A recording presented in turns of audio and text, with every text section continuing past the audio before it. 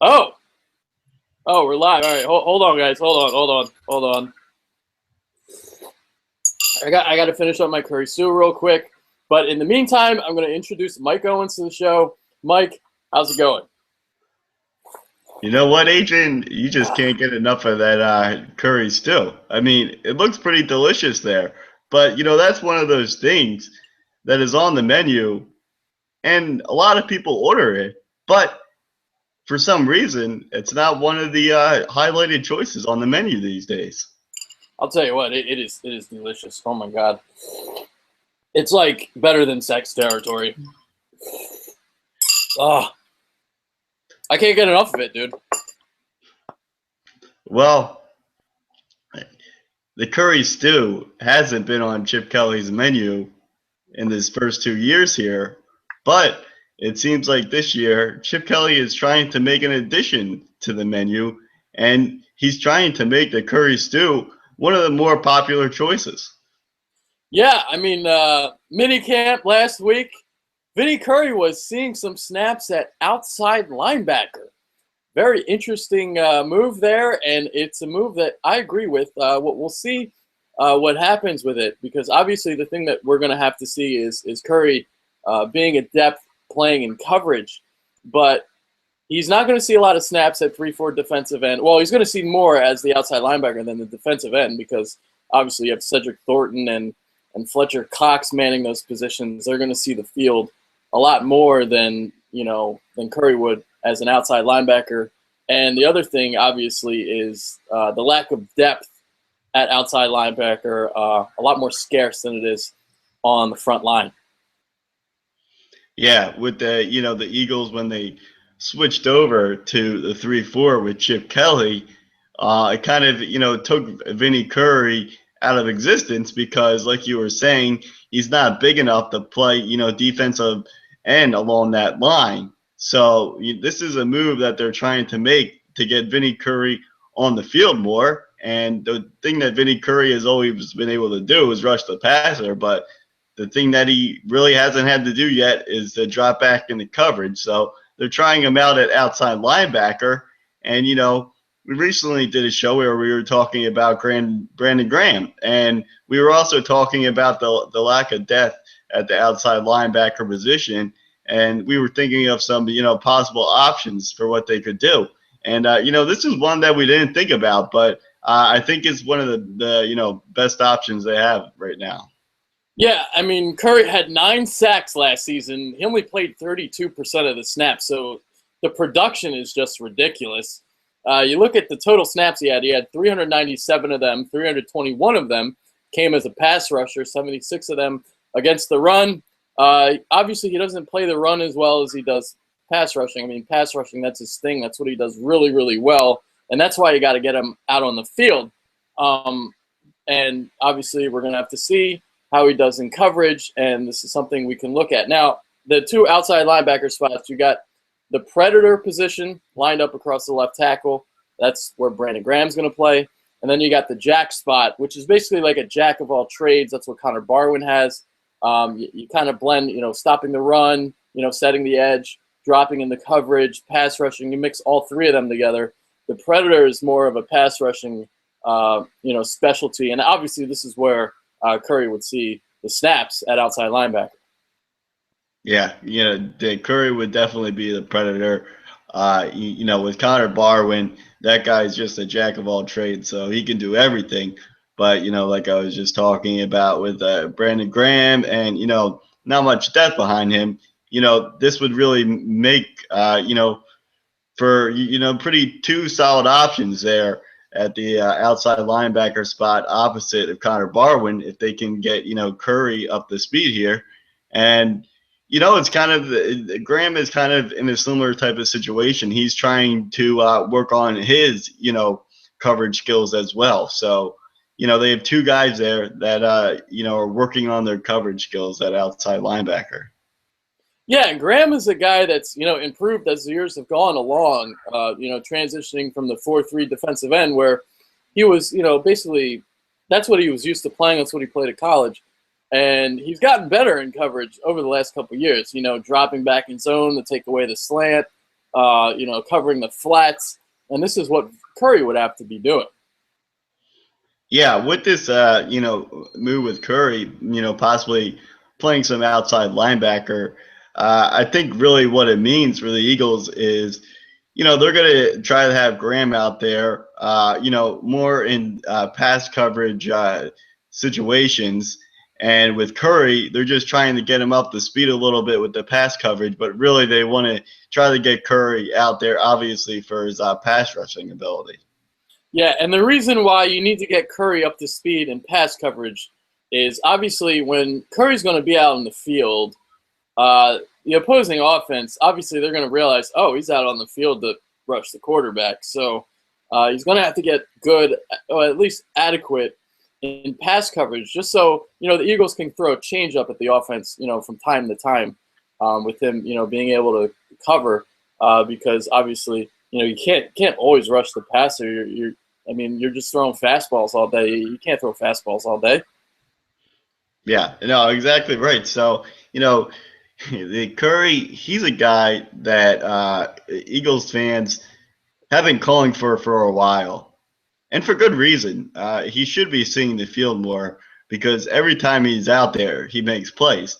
Now, there's some guys that you just call Mr. Preseason because they always shine in the preseason, and then they might make the roster, but they don't see any action really during the regular season. Vinny Curry has been one of those types of guys. He's really the Mr. Preseason type of guy. And I went back and looked at his preseason stats, and he's really dominated. But over the past few years, his stats have diminished in the preseason. I mean, you look at 2012, that was the last season under Andy Reid, and he had 16 tackles and 2 sacks in the preseason. And then in 2013, 7 tackles, 1.5 sacks, and 2014, 5 tackles and 2 sacks. So even though his stats have diminished here in the preseason, he's a guy that just always seems to get it done in the preseason. But once the regular season comes along, the coaches just don't really give him a chance. Yeah, and the reason why he doesn't really get that chance is as the 3-4 defensive end, he has bulked up some since, his rookie season, but he's really not big enough to play that spot. You look at, Fletcher Cox, 6'4", 300 pounds. You got Cedric, the non-entertainer Thornton, 6'4", 309. And then you look at Curry, he's like 6'3", 280. So as the 3-4 defensive end, you're a 2-gap run stuffer first and foremost. In a 4-3 defensive end, you're a 1-gap pass rush specialist, and that's why Curry obviously would be better off as a 4-3 defensive end because he's lightning fast off the edge, and he can rip through the defensive tackle on the stunts. But in terms of the 3-4 defensive end, he doesn't play the run real well. And if you look at Pro Football Focus's stats from last season, he was 10.6 plus rating against being a pass rusher, but he was negative 3.1 stopping the run, and that's not good. And when I do see him on the field trying to stop the run, he's got to get a lot better in that sense. So we'll see what he can do again in pass coverage because as a run stuffer, it wasn't his strength. Yeah, and that's the thing that's always been holding back Curry from getting on the field is being able to stop the run. The Eagles have always felt like he wasn't the best option in that scenario. So if he can try to work on that, he'll definitely get on the field a lot more. So it will be interesting to see how often Curry gets on the field because. For a guy who didn't play that much last year and still had 9 sacks, that's pretty impressive. So I think that the Eagles have figured out that they've got to try to find a way to get him on the field more. And by doing this, I think that's going to happen. Yeah, and not only did he have 9 sacks, 4 of them resulted in the fumbles. So, not only is he getting to the quarterback, he's also stripping the quarterback. But if you look at the Eagles' philosophy on defense, they like to stop the run first and foremost, and that's why Curry only sees 32% of the snaps. So that's the big reason why. Now, this is where I kind of wanted to talk about this, because if you remember during the Marcus Mariota rumors, now I know we said we would never talk about him again, but we're going to just real quick, because Fletcher Cox's name was being thrown around, and I was talking to some people on Twitter, and they were like, "Oh, well, just have Vinny Curry start for Fletcher Cox," and they just look at his sack numbers, and they don't really understand that you have to be able to stop the run, and he just isn't good enough yet against the run to be a starter full time at a 3-4 defensive end slot. 4-3 defensive end, though, I mean, he's a starter. There's no doubt about it. But 3-4, no. Yeah, no, you're right. He's not big enough to play along, that defensive line in the 3-4 scheme. And that's why when the whole thing with the Mariota trade rumors were going on, we didn't want the Eagles to have Fletcher Cox in there. That Fletcher Cox being a part of that, possible trade, that always held me back. I did not want to get rid of Fletcher Cox because he's an absolute stud, and you can't just put a guy like Curry in there to replace a guy like Fletcher Cox. Yeah, absolutely. All right, so thing about Curry, he's scheduled to become a free agent after this season. Now, I know a lot of you people want him back, but most likely it's not going to happen. There's going to be a team calling, a team that plays 4-3. They're going to need a defensive end. He's going to start, and he's not going to turn that down. So most likely this is the last season we're going to see Curry in an Eagles uniform, in my opinion. I don't know if you feel the same way. Yeah, no, you're probably right. I mean, you look at them right now, the Eagles, they've got, lots of depth, well, especially at the inside linebacker position, not necessarily the outside, but I think really what you're going to see this year is a lot of those inside linebackers, they're going to try to make them into outside linebackers, and really they're not going to have the money to pay Vinny Curry because he's going to get probably a pretty big offer somewhere else. But really, a lot of that will depend on how he plays this year. I mean, if Vinny Curry comes out and, if he lights it up, that offer is going to be outrageous from another team. Yeah, absolutely. Now, the idea that you had about playing Kiko Alonso, having him play some snaps at outside linebacker, they could still do that. They could put him at the jack position because obviously Alonso is a guy that has, the jack of all trades and can do everything. So basically, I think you could see Curry playing the Predator, and then you could have Alonso taking some snaps at the jack. And the fact that Curry is seeing some snaps at outside linebacker, I think that should tell you everything we need to know about how the Eagles and Chip Kelly feel about Marcus Smith. Oh boy, yeah, Marcus Smith. Well, it's not looking too good for him right now. I think that he can, start to call up Danny Watkins and, get the number for the fire company because he's going to be joining him, sliding down that pole wherever he is right now, Miami, I don't know, Texas, wherever Danny Watkins has ended up. But, yeah, it's not looking good for Marcus Smith with this, experiment with Vinny Curry. So it's really looking like that Marcus Smith pick was Howie Roseman one. Yeah. I mean, and this curry stew is just delicious. Yeah, well, it's definitely a lot better than the Marcus Smith stew because they don't really roll out the Marcus Smith stew too often. Yeah, actually, the key ingredient in this stew is actually peanut butter. They put a little bit of hit of peanut butter in it, and it's so good. Excellent. I'm definitely going to have to get some myself. And I think that everyone else in Philadelphia will do the same because everybody has been begging for some curry stew for a while now. And this could really finally be the season where we get to see it happen. Yeah. And, I'll tell you what, I'm really going to be looking forward to seeing him in the preseason, taking some snaps there. Now, I don't think he will, I think they'll kind of move him around. I think he'll still, see some snaps at the end as well. I think he'll do a little bit of both. What do you think? Yeah, no, I agree with you. I definitely think you're going to see that. He really going to be and kind of do like what Trent Cole did. You'll see him along the line sometimes, and then other sometimes you'll see him drop back as a linebacker in coverage. So I'm looking forward to it. I think it was the right move. And with the we were talking about how like really this is probably the end of Marcus Smith.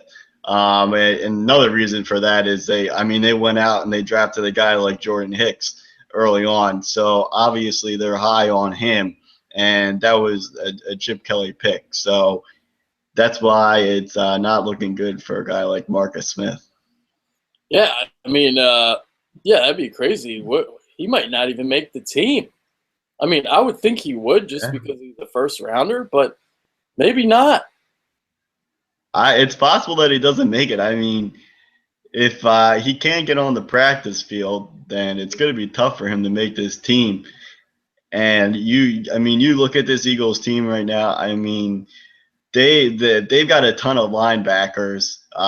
They've got a million inside linebackers, but overall as a unit, there's lots of talent among those linebackers. So, yeah, if Marcus Smith can't get out there, then he's probably not going to be making the team. Yeah, obviously there's a lot of depth at inside linebacker. There is some lacking at outside linebacker, which maybe would be a reason why he still makes the team. But it's like, all right, so you have him, but maybe Travis Long plays better in training camp than him. Maybe Brian Breeman does. Maybe you'll have like Brad Jones play some outside linebacker. I don't know, but if Marcus Smith can't show any kind of improvement, might as well just cut ties. Yeah, well, I'll tell you what's not going to help with Marcus Smith is, Chip Kelly is a big fan of special teams. And, some of these guys that he's brought in, you talk about a guy like Brad Jones. Now, he's a guy that, can play on special teams. So there's another Travis Long is another guy. These guys can all play special teams. And I really can't see Marcus Smith being an excellent special teams player. No, he's not excellent at anything. Can't do anything. Oh man, yeah. So obviously the Eagles last season they were second in sacks, and this move would having Curry at outside linebacker again, it would give him a couple more opportunities to pick up some sack numbers. Yeah, and, kind of as a teaser here, what you were just talking about, this will kind of lead us into another show that we're going to do here in the off season. We're going to compare the Eagles front seven to some other front sevens in the league. The Eagles finished, behind the Bills last year as far as sacks. So we're going to look at some other teams that possibly stack up against the Eagles. Yeah, because Fletcher Cox, I believe it was yesterday, he said that the Eagles had the best front seven in the NFL. So we're going to really delve into that, and, we're going to see if they are. Now, I was going to momentarily, give maybe a ranking, but we're going to tease the hell out of it. We're going to make you guys wait until next week. Yeah, definitely got to make them wait. And, Fletcher Cox making the comments about the Eagles front seven, and then a few weeks ago you have Jason Peters making comments about how the Eagles have one of the best offensive lines. So the Eagles, some of their main guys on the offensive and defensive side are making some big comments. Yeah, we got Fletcher Cox saying best front seven in the league. We got Jason Peters saying best offensive line. We got Byron Maxwell, say we're going to win a Super Bowl. So, hey, at least they're confident. You want confidence. That they are. They're definitely not lacking confidence. That's for sure. All right, so I think we basically discussed everything we wanted to talk about in terms of the Curry situation. So any final thoughts? Yeah, for the final thoughts time, I think that we should wrap this up with some comments about Des Bryant. It's always fun to talk about the Cowboys and make fun of them. And last time we were making fun of them about how they've got all these convicts on their team, and Des Bryant. Well, apparently he wants to get that contract extension, and he wants to get a lot of money. How much money I don't know, but he wants a lot, and he's even threatened that he would sit out the first week of the regular season if he doesn't get a contract extension. You know, he did. Des just doesn't learn. Let him sit. Let him sit. As those losses pile up, they're going to catch up at the end of the regular season when the Eagles are up here and Dallas is down here. That's right. So we'll see what happens, but that's kind of something to keep an eye there in Dallas. Now, the question is, would you give Des Bryant a big contract? You know what? I think I would because he is that good. But god damn the shenanigans. It's hard to deal with that. Now I know Chip would never want that. Yeah, no, Chip Kelly would not deal with that at all. He's kind of got that the Deshaun Jackson type of diva attitude in him. So we obviously saw Chip Kelly dealt with that situation. But yeah, really with Des Bryant, I mean, I don't with them not bringing back DeMarco Murray. Yeah. I think that they're almost forced to shell out the money to Des Bryant because if they don't, then I think that they they're all of a sudden they would get pretty thin there at the wide receiver spot. Oh yeah, absolutely. And another teaser because I'm going to be doing player rankings. I've been doing doing rankings at work. I'm up to the offensive line. You know about my rankings that I'm doing. So I will tell you guys where I have Des Bryant. I have him ranked number 5 wide receiver in the NFL right now. So I actually have Odell Beckham ahead of him, which might surprise some people. But Des Bryant, I got him at number 5. He's a top 5 receiver in the league. So you got to give him that money if you're Dallas. And because if you don't, like you said, all of a sudden you have Terrence Williams and Cole Beasley, and that's it. Yeah, no, I think that in the end, Dallas will give him the money, but really it'll be interesting to see how they structure the contract and what kind of language is in there. I'm sure there's going to be some small print in that contract that talks about how he's not allowed to beat his mom or carry a gun or little things like that you shouldn't do. Stop throwing up the X. No more X's. No more X's. Yeah, No well, more X's here in Texas. there you go. He might have to retire it just like Johnny Manziel has decided to retire the money sign. Oh man! All right, good show today. Some Vinny Curry. I still got to finish up my curry stew. I'm not done yet. Let me take my last gulp here. Oh my god, just the littlest hint of peanut butter, just delicious. Yeah, so we got that done today. Again, we got our show for next week. We're going to be talking about our front 7. So make sure you guys tune in. Make sure you follow us on Twitter at the Bitter Birds. Subscribe, comment, all that good stuff. I'm Adrian Fedke. That's Mike Owens. We're out of here. Take care. And go Birds, baby. Go Birds. There it is. Later, guys. Yeah.